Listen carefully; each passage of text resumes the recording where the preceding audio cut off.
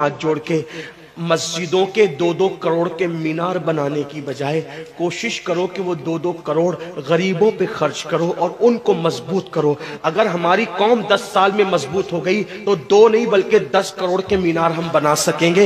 इसलिए मेरी गुजारिश है, जलसों के खर्चे भी कम करो, शादियों के खर्चे भी कम करो और सब खर्चे कम करके अपनी कौम को मजबूत करो। हुजूर अलैहिस्सलाम इसीलिए तशरीफ लाए थे। तो दीनदार बनो, मालदार बनो और नंबर 3 एजुकेशन पे बहुत मेहनत करो।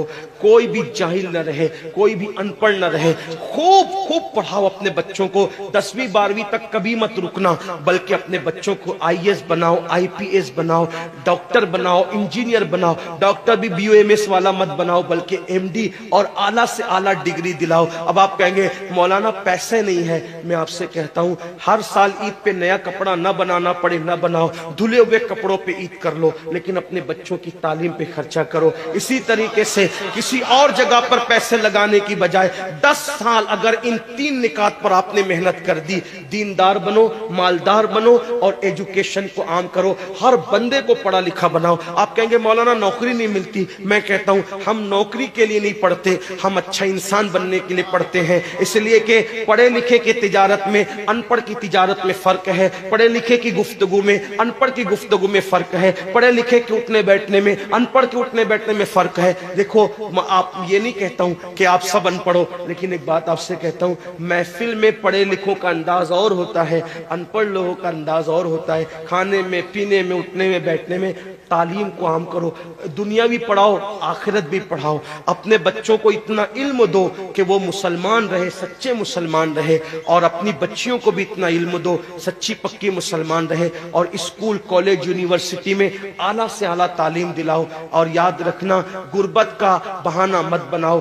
बिटिया की शादी होती है तो लाखों रुपए कहां से आते हैं। और आपसे कहता हूं, 8 घंटे मेहनत करने की बजाय 16 घंटे मेहनत करो। मेहनत में पीछे मत हटो, अपने बच्चों को पढ़ाओ। सिर्फ 10-12 साल हिंदुस्तान के तमाम मुसलमान मेहनत करके अपने बच्चों पे मेहनत कर लें, कोशिश कर लें, काविश कर लें, तो देखना नक्शा बदल जाएगा। ये भी आपसे कहता हूं, एक बात कहता हूं, मना नहीं कर रहा हूं, अगर मुझसे गलती हो तो मेरे उलमा इस्लाह करेंगे। आप मेरी जात को देख के कबूल नहीं करना। बाप के चेहलुम पर 40 देग पकाने की बजाय 1 देग पकाओ।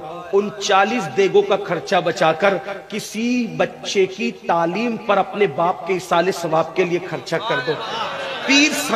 पीर साहब के मजार पर 1 लाख की चादर ला के डालने की बजाय 100 रुपए की चादर डाल दो। बाकी के पैसे बचाकर गरीबों की तालीम पे खर्चा कर दो। पीर साहब के इसाले सवाब के लिए वो उस 1 लाख की चादर से जितना खुश होंगे, वो 100 रुपए की चादर से भी उससे ज्यादा खुश होंगे, क्योंकि आपने किसी को उठा दिया, किसी को आपने तरक्की पे ले गए। एक बात कहता हूं, मेरा पीर जन्नती है तो मेरे पीर को मेरी 1 लाख की चादर से क्या गरज। उसको तो जन्नत में उससे बेहतर लिबास मिल चुका है, उसको तो 1 लाख का उससे बेहतर लिबास मिल चुका है। तो ये बातें तल्ख लगे, माफ करना, लेकिन आपसे एक बात कहता हूं, रसूमात से निकलो, हकीकतों की तरफ आओ। रसूमात से निकलो, सच्चाइयों की तरफ आओ। एक दूसरे को गिराने की कोशिश मत करो, एक दूसरे को उठाने की कोशिश करो। आपस के झगड़े खत्म करो। तेरा सिलसिला बड़ा, मेरा सिलसिला बड़ा, तेरी बिरादरी बड़ी, मेरी बिरादरी बड़ी, तेरा पीर बड़ा, मेरा पीर बड़ा।